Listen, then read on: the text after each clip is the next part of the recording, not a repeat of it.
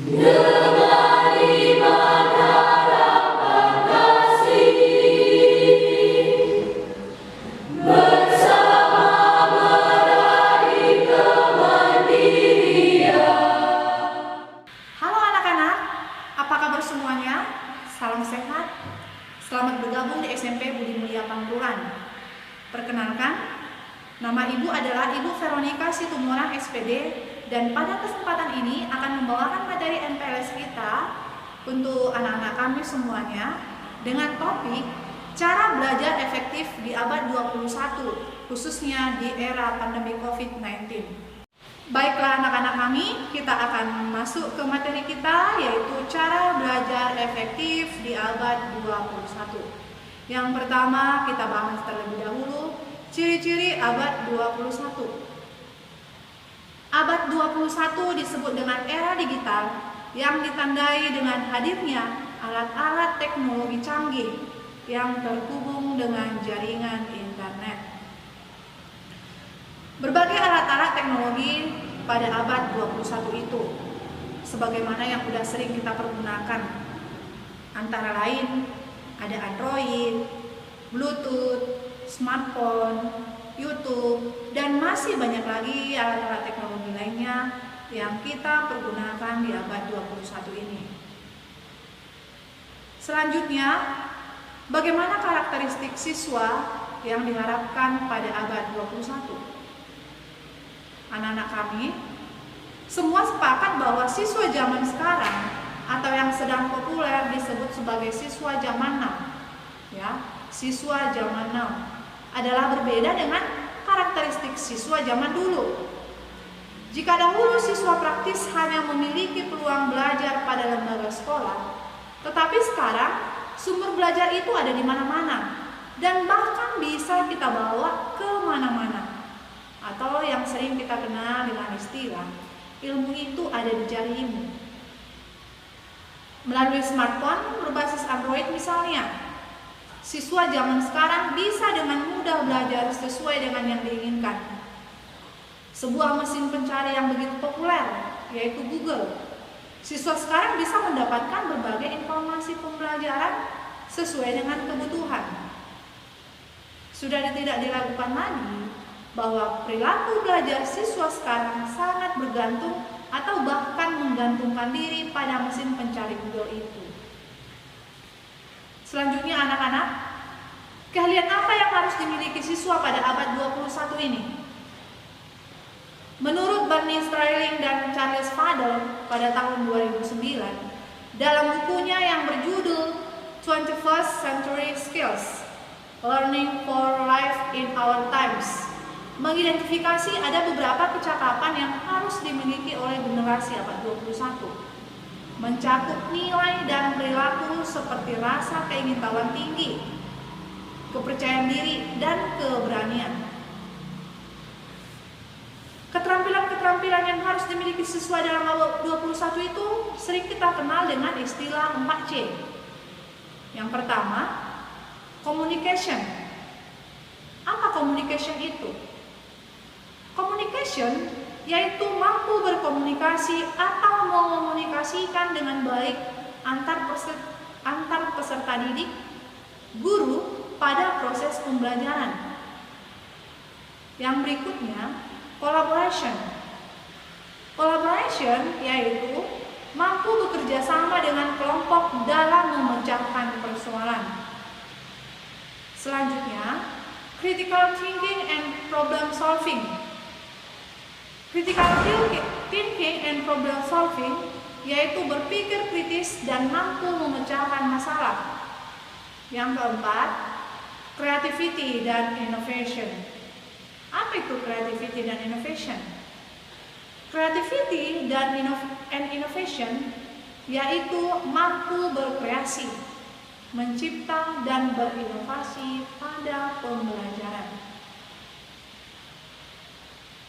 Selanjutnya, bagaimana cara belajar efektif yang diharapkan khususnya di era pandemi COVID-19 ini? Pertama, kita bahas terlebih dahulu apa itu belajar. Belajar disebut dengan proses aktivitas aktivitas yang mengarah pada perubahan yang positif pada pengetahuan, keterampilan, dan sikap. Yang berikutnya, apa itu belajar efektif? Disebut belajar efektif jika belajar itu menyenangkan, terjadwal dengan baik, tidak memakan waktu yang banyak, dan hasilnya maksimal. Beberapa penelitian menyatakan bahwa cara belajar yang efektif itu boleh kita lakukan dengan cara berolahraga. Selanjutnya, memberi jeda waktu istirahat di tengah belajar. Jadi tidak terus melulu kita belajar. Kita harus punya waktu untuk beristirahat di tengah pembelajaran. Makanya anak-anak kita di sekolah itu mulai dari les pertama sampai terakhir itu ada diberi waktu untuk istirahat.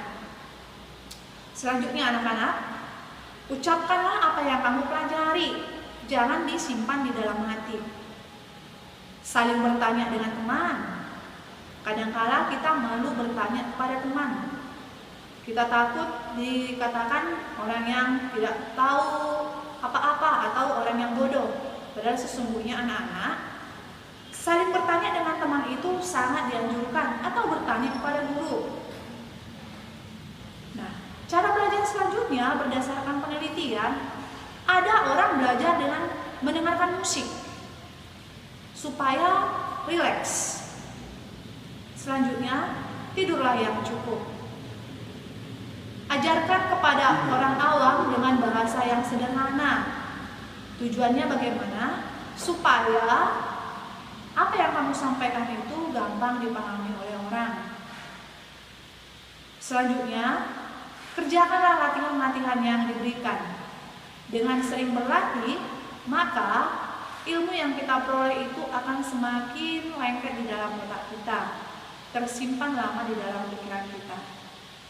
Lalu berikutnya, tulis dengan menggunakan tangan.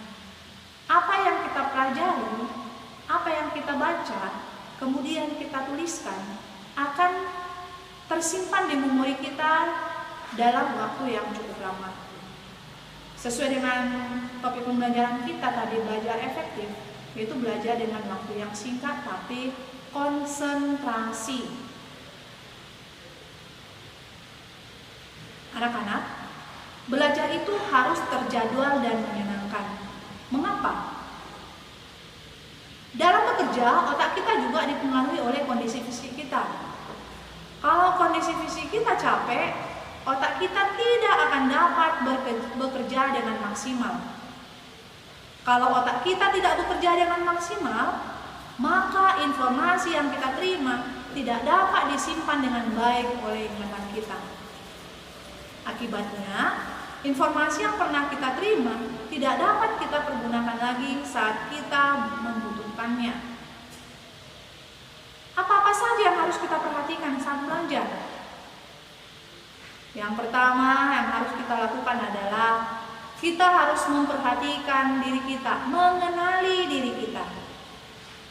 Nah, misalkan, apakah kamu suka mencoret-coret ketika bicara di telepon? Apakah kamu berbicara dengan cepat? Apakah kamu lebih suka melihat peta daripada mendengar penjelasan? Nah, kalau seperti itu, gaya belajar kita, gaya belajarmu, disebutlah itu gaya belajar visual. Selanjutnya, apakah kamu suka berbicara sendiri? Atau apakah kamu suka ceramah atau seminar daripada membaca buku? Atau lebih suka lagi dengan berbicara daripada menulis? Nah, biasanya gaya belajar seperti ini disebut dengan gaya belajar auditorial. Selanjutnya ada satu lagi gaya belajar kinestetik.